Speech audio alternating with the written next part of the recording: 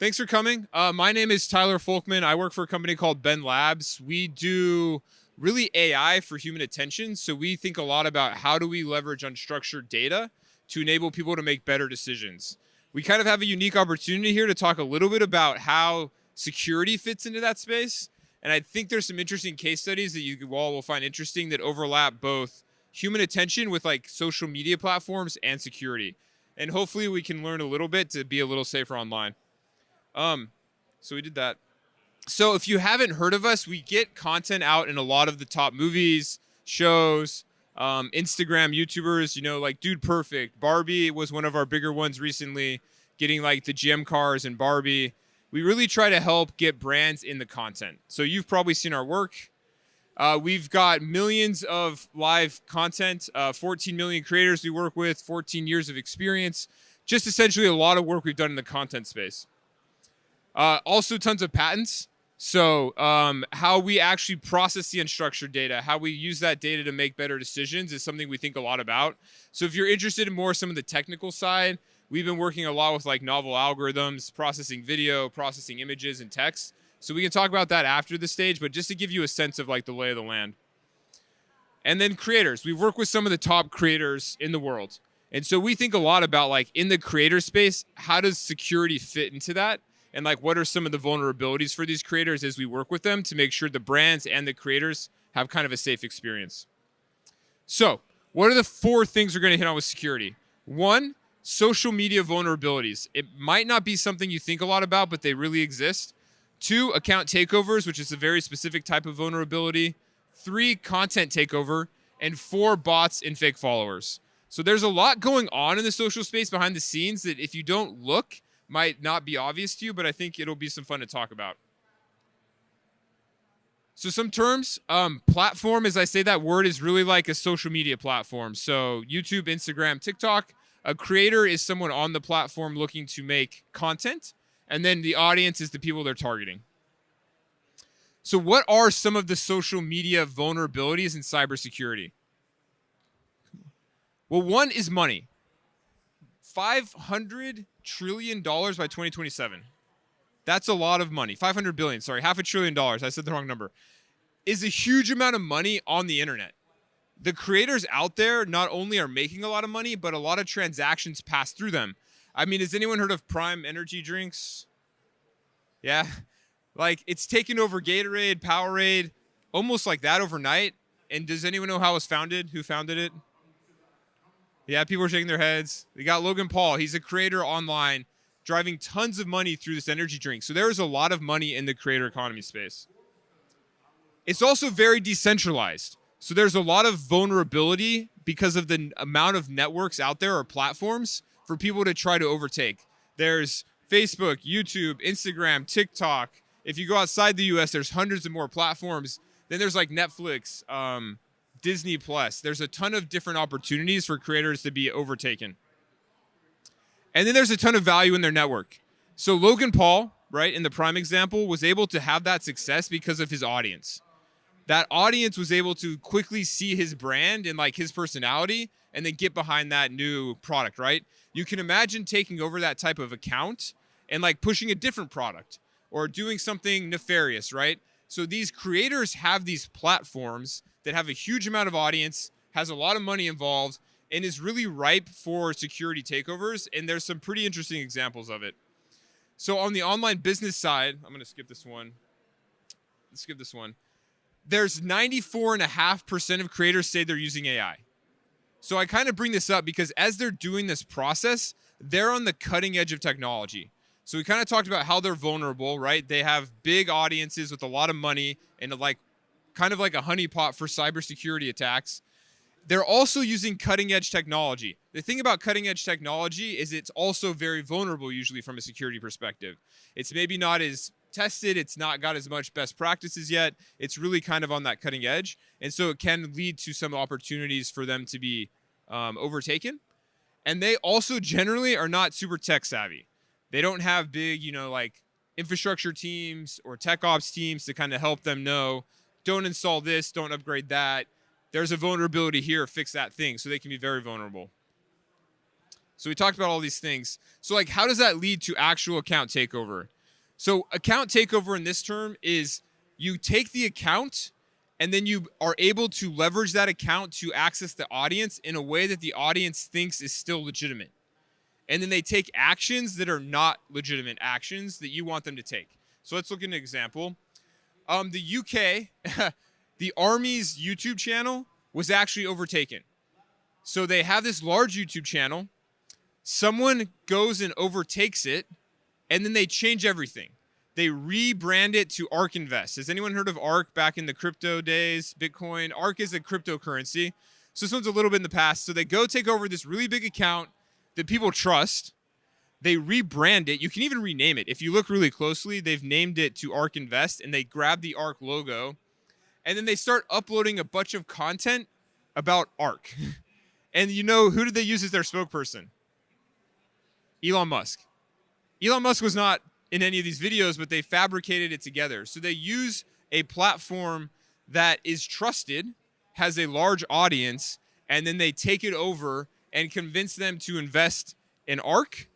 When you go to invest in ARK, you're not investing in ARK, you're sending money to their crypto wallet that they then take. And I think they made tens of thousands of dollars in a few hours before it got fixed, because there's just the audience built in. And the YouTube algorithm just thinks, you know, it's the content of the Army, they're pushing it out, people are consuming it, they trust it, they get interested, they click the button, something bad happens. So it's very interesting. Don't trust everything you see on YouTube. Another one that happened was Linus Tech Tips. Very similar, very big creator in the tech space. If you kind of follow technology, you might have seen him on YouTube. He was overtaken. They rebranded his account to look like Tesla. And then they drove people to a website to give Bitcoin, essentially. So, you know, Elon Musk is always big into crypto. So a lot of people, when they overtake accounts, use him. So they rebrand, make it think you're on the Tesla YouTube channel. You can even see, right? It says Tesla. And it looks like Tesla. And if you're not careful, you'll think you're on Tesla's YouTube channel. And you'll see Elon Musk on the channel, and you'll think, oh, he thinks Bitcoin's big. Let me click here to buy some Bitcoin. Well, you're not buying Bitcoin. You're giving some money to some hackers, and you have no idea, right? Until like your Bitcoin never shows up. So this is really popular when crypto was big, because it was so easy to trick people into putting money into a wallet, because most people didn't understand it anyways. As opposed to like if we asked you to log into like your Chase bank account or something, probably some red flags would start going up. In the crypto space, you click a button and it's like, give me your money, and people would just give it away.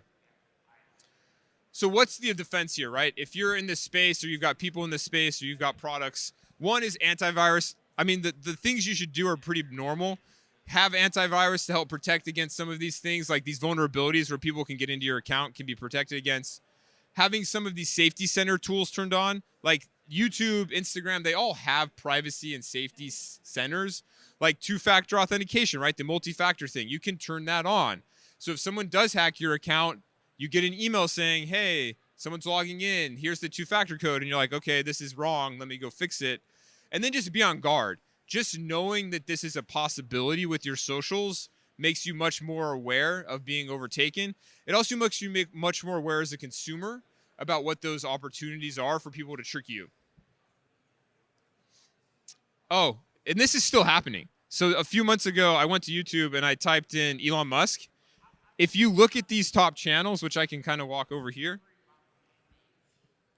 that's not even Tesla's logo.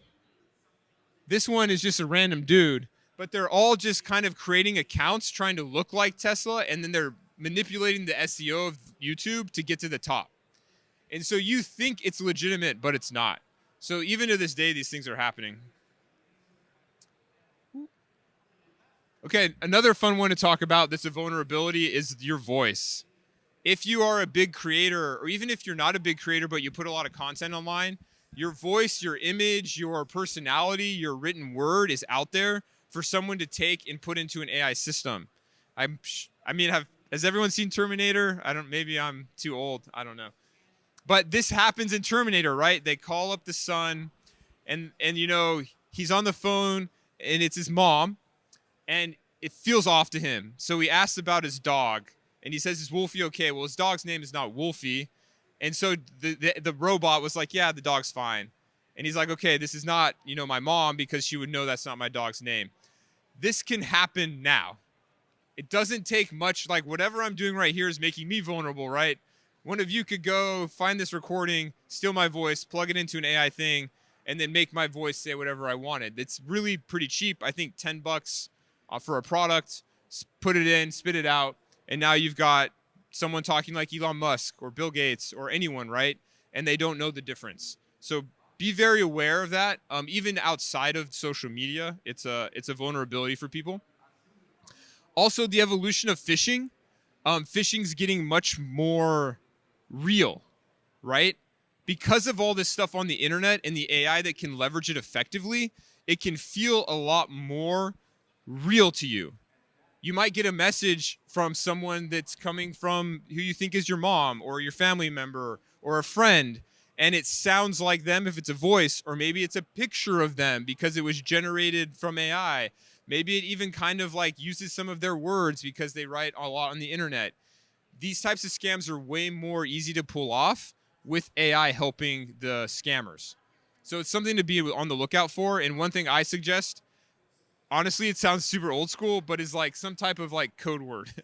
If you have family and friends and you have like a really weird code word, it's a really easy way to trick the voice thing, to trick the text thing. You just ask for the code word. They don't know the code word, and it's very easy.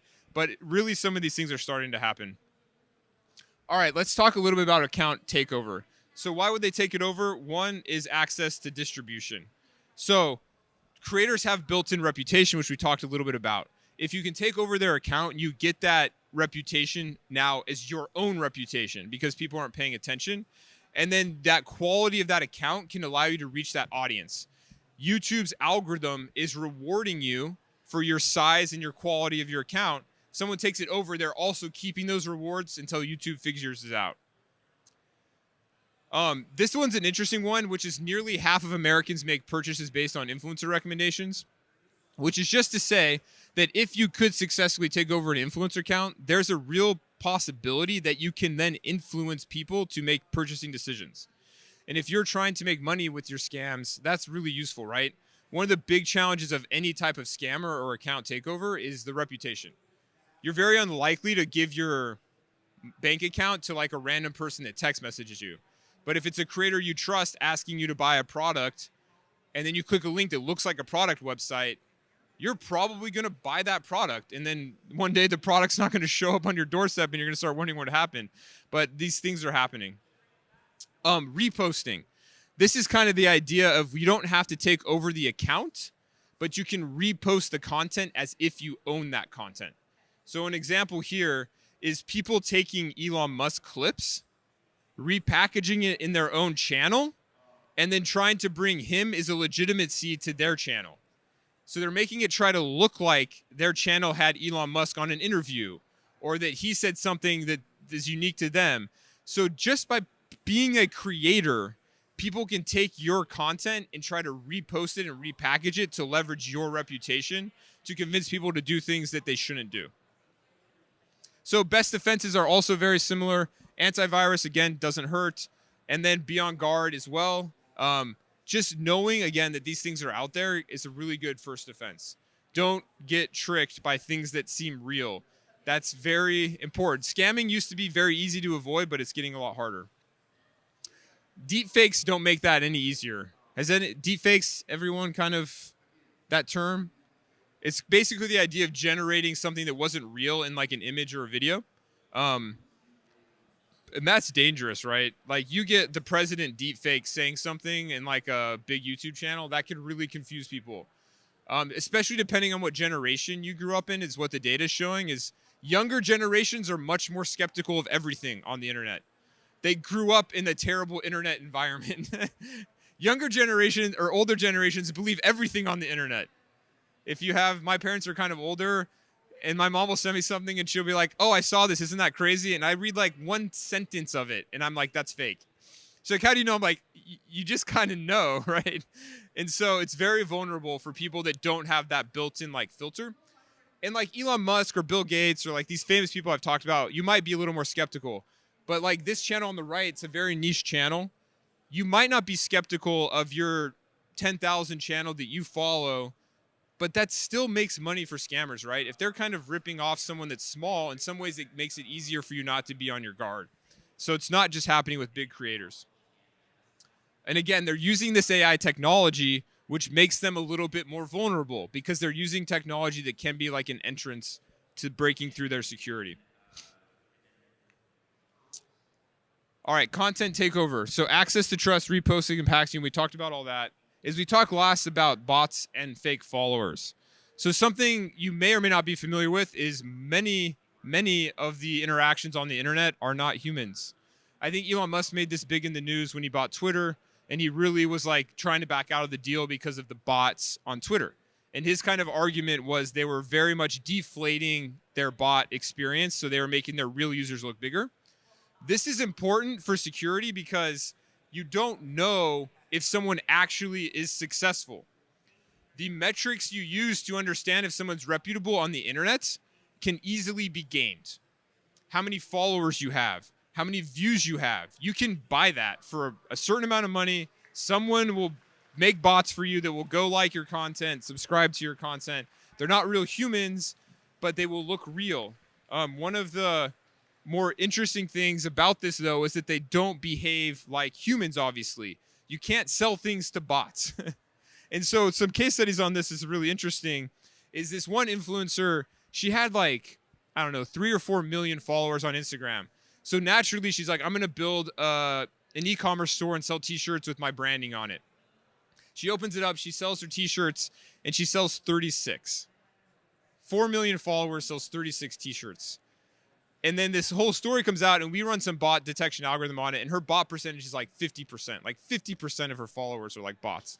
We don't know if she did that on purpose or not. You can't control necessarily how many bots are following you, but that does really hurt you. A more funny one is this band on Facebook, I think, 38,000 fans. They book a tour in Europe for their band based on their Facebook following, which they had fabricated, basically. They get out there to these venues and nobody shows up. Like, no one comes, which for them worked out. They got kind of like a free trip to Europe until they got caught. But the people paying for that and fronting the bill, right, really got stuck with it. So, like, the reputation of the internet is easily gamed. So don't fall for it. You look for other signals. Also, just detecting this is getting harder. We've done work in this space, and this is a graph kind of showing the different dots here. And just so I don't confuse myself, the green dots are the real people, and the kind of lavender dots are fake. This is us trying to kind of vectorize the behavior. And so a year or two ago, it was pretty easy to create separation between how a bot acted and how a human acted. But with things like large language models, it's a lot easier to be a bot and look like a human. You can have more complex interactions automatically. You can do all these things that make you look more real. So this fake stuff's harder to detect. And the thing is, a lot of this is unstructured, so it makes it harder for most systems to detect it. So like if you have more of a normal defense system where you're looking for like spikes in structured data like usage or something else, it's not going to detect a deepfake for you. So this unstructured like attack vectors of bots and other fake content is really hard for some systems to detect naturally because they're not built to do that yet. I think there's a lot of companies in this space now, though, trying to like verify unstructured content. Like, is this a real image or a real video? But we don't have a lot of that in the mainstream yet. So just as a summary, bots and fake followers, social proof can be faked, different types of behaviors so they don't act like humans, and then the enhanced detection can be harder. So the kind of key takeaways I want to hit on before we get into a few questions with the minute we have left. Social's huge, takeover's happening, AI attackers have an advantage, and bots are bad. But it's a really interesting space. Like if you want to look through this, like in some ways what William Gibson said, the future is already here. It's just not evenly distributed. On the social platforms, there's all sorts of crazy things happening with these different attack vectors, content takeover. If you're in this space, I think it's interesting to look at and not an area people look at enough. And like with this responsibility comes power, right? As a creator, as someone with that knowledge, you need to be more on your game. You need to be more looking out for it. And so do we as consumers. Like we've got to be more prepared for how this might infect us. So thank you, and happy to take any questions. Yeah.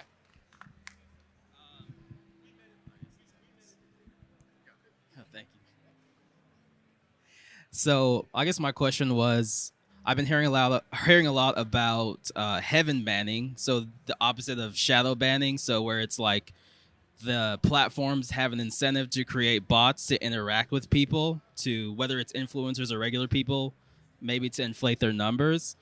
I guess my question would be, do you think these platforms have, with these AI models, have an influence or to create bots to interact with people, to either not just kick them off, but to like have them in their own little silo, continue to have them buy products and interact? And how would a company like yours or people kind of combat that?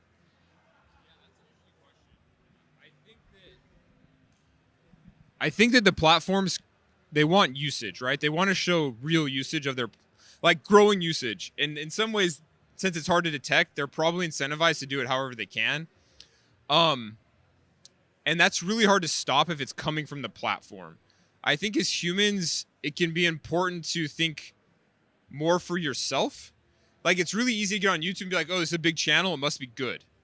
But to actually step back and be like, okay, it's big, but is it actually good? Is it helpful? Like, is it giving me what I want? And that's where they can't. Like, if you step out of the platform with your thinking, they can't influence it as much. So I think that's important to step back from the content and say, like, am I where I want to be? Like, the algorithm took me down this hole, but do I want to be in this hole? And I think the platforms are definitely incentivized to do whatever they can to show that they're growing as a platform. If it's hard to catch them, I mean, I have no idea what they're doing, but if it's hard to catch, I wouldn't surprise me if they're trying some great things, I'll say, to do that. Oh, two things there. First, my mother got scammed by a phone call pretending to be my son, and it actually worked. It sounded like him. It knew everything. It was a real phone call, and he was in jail, and she sent bail money. This happened 3 months ago to my own mother. Second part of the answer to your question to me is, what was the company name? Do you remember the woman that started the social loan program for college students that got bought by Merrill Lynch, like 6 months ago? And she had faked like 8 million customers, like had convinced a college professor to fake 8 million customers for her. This stuff has been going on for years. We've been doing this for 6 years. The future's been here for 6 years. None of this is new. It's just accessible to bad people for low cost now. It's barrier to entry. Not the fact that the tech is brand new, but the barrier to entry is now so low, anyone can do it. So watch your backs. Thank you, Ben. Yeah. That was awesome. Yeah, thank you. Or Tyler. No, just thanks for your thoughts and time. And it's a cool area, so I'd look into it. And I think be careful if you have family and friends, have a backup plan, because it is happening. Like, the sample size here is like 25, and 1 of 25 is pretty high, actually.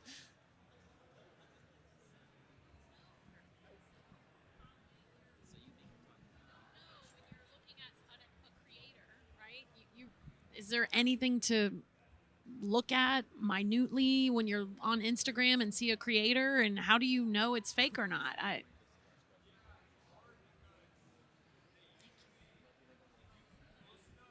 some signs usually, but you have to look closely. And so the trick with most of these attacks is that your mode on social is not super intense. So you're just scrolling through and you see something and you're just like, oh, it's interesting. If you actually took a minute and like looked really detailed at it. So kind of what I say is, like, if you're ever trying to do anything with money, information, anything, question it. I have missed package deliveries because I get emails from the UPS. I'm like, I think this is a scam. Delete. And it's actually a package coming to me because I'm just like so paranoid. So to question everything, maybe not a great way to live, but it's a safe way to live.